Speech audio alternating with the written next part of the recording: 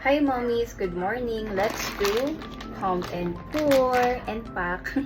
So today is August 24 mga mi, and I am using the Dr. Isla EB30 wearable breast pump. So pinaka nagustuhan ko dito mga mommy is yung kanyang built-in light. Ayan, kitang-kita nyo naman. Kapag meron tayong built-in light mga mi, hindi na natin kailangan ng flashlight to check kung na-shoot na ba yung nipple natin or kung gaano na karami yung na-pump natin. So, sa kabila ang gamit ko is yung blue na Dr. Isla EB30 and ito naman is yung kanilang purple. By the way mga mami, ito is 30 minutes pump ko. Ayan. Almost full egg. So, mag-pack tayo habang sinasagot ko yung ibang questions na natatandaan ko na karaniwan tinatanong sa akin ng mga mommies. By the way, ang ganda din nitong breast milk storage bag ko. Super ganda ng quality nito kahit mura lang. By the way, meron akong special announcement later kaya abangan nyo. So today is August 24. Ang ganda ng suction nito kasi super lakas. Kahit level 1 lang, tapos massage mode, goods na goods na.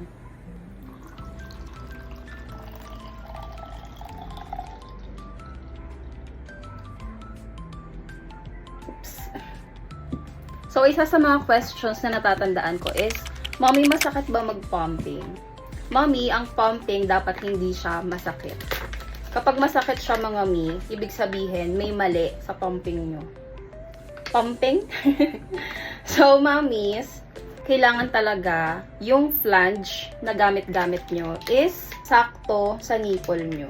Kasi mommy, kapag maliit yung flange na gamit-gamit natin, talagang masakit siya kasi naiipit yung nipple. Kapag maluwag naman yung flange na gamit-gamit nyo, hindi din kayo makaka-output ng marami dahil more on hangin lang yung makukuha ng pump nyo. So, ayan siya mga mi. Next naman is, Mommy, ang onti ng napapump ko. Mommy, ang onti ng output ko. Tapos kapag tinanong mo naman sila, ang sinasagot nila is kakapanganak lang nila, like 1 week pa lang si baby, 2 weeks pa lang si baby. Mommy, hindi siya instant na kapag panganak mo at first time mo mag-pump is madami ka agad yung magiging output mo. Kasi mommy, law of supply and demand siya. So, kung 1 month or 1 week to 2 weeks pa lang si baby, tapos nag-pump ka and ina-expect mo na full egg ka agad, like makaka 180 ml ka kaagad per session, mommy, impossible siya. So, ang normal lang na napopump na mga first time pumping mamas is around 0.5 ounces to 2 ounces. So, mga around 15 ml to 60 ml lang siya per session kapag first time pumping mom ka. So, kung ganun yung output mo, mommy, it's normal. So, over time, dadami din yung output nyo dahil nga law of supply and demand siya. Kapag lagi tayong na-empty, the more na magsisignal yung katawan natin na mag-produce ng more milk. So, mommies, ang suggested time talaga para mag-pump yung mga first-time mamas is mga around 4 to 6 weeks postpartum para well-established na yung kanilang breast milk supply. Pero kung ikaw naman is, let's say, for example, ang baby mo is nasa NICU or ikaw is working mom na naka-mat leave lang at kailangan mong bumalik sa work, pwede naman mag-pump as soon as possible. Like after mong manganak, pwede ka nang mag-pump para makabuild ka ng milk stash for your baby. And that's okay. Pero mami, hindi instant na dadami yung breast milk supply natin. So, kailangan natin consistent tayong mag-pump para lumakas yung breast milk supply natin. Like, pwede kayong mag-pump every 3 to 4 hours mga mami para talagang dumami yung output nyo. Next naman na mga natatanong sa akin is, Mommy, bumili din ako ng Dr. Isla EB30. Pero bakit ganon? Bakit yung output ko ang onte? Bakit sa'yo ang dami? May na-share ako na hack dito. Let's say for example, pareho tayo ng size ng nipple. Like, ako kasi ang size ng nipple ko is 19 mm. Yung size ko dito sa Dr. Isla is, meron kasi itong free na dalawang flange. So, meron siyang 24 mm and 19 mm. So, kapag 19mm lang yung gamit ko, mga mi, as you can see, ayan, medyo maluwag siya, nalalaglag siya. So, minsan may naririnig ako na parang, yun nga, yung nagko-comment sa akin na parang tunog manok or tunog ewan. Basta meron something na kakaiba yung tunog. So, mami, dahil maluwag yung flange, ayan, maluwag siya. So, ang ginagawa kong hack is, since may free naman siya na 24mm, nilalagay ko muna yung 24mm, tapos pinapatong ko yung 19mm.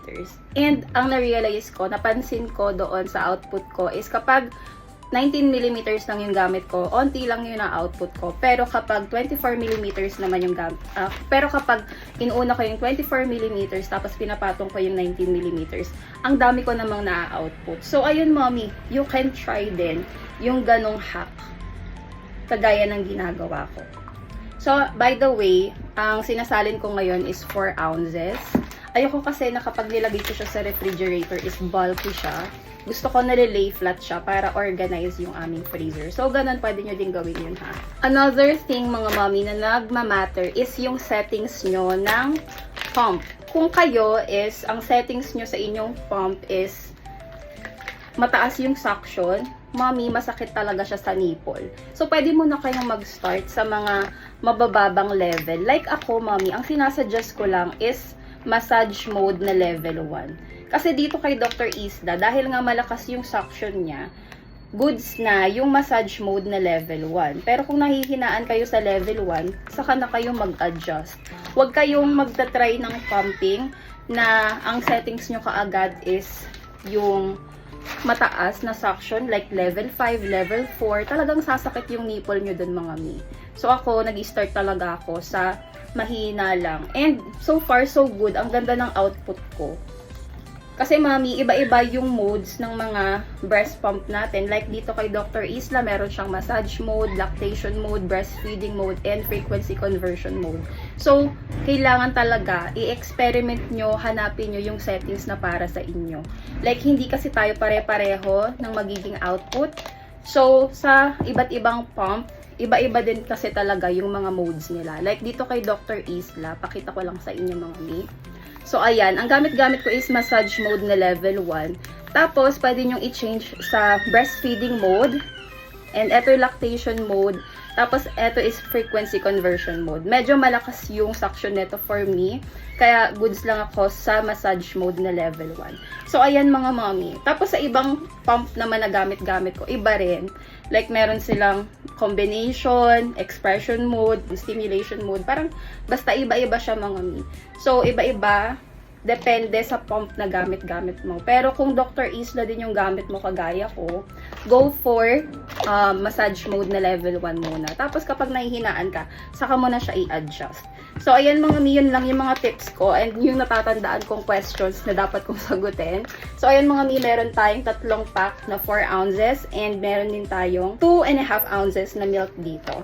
So, ayan, mga mi. So, kung may mga questions pa kayo, comment nyo na lang dyan and I'll try my best to answer that on my next video. So, mahaba na yung video na to. Thank you again, mommy. So, ayan, pump and pour and pack.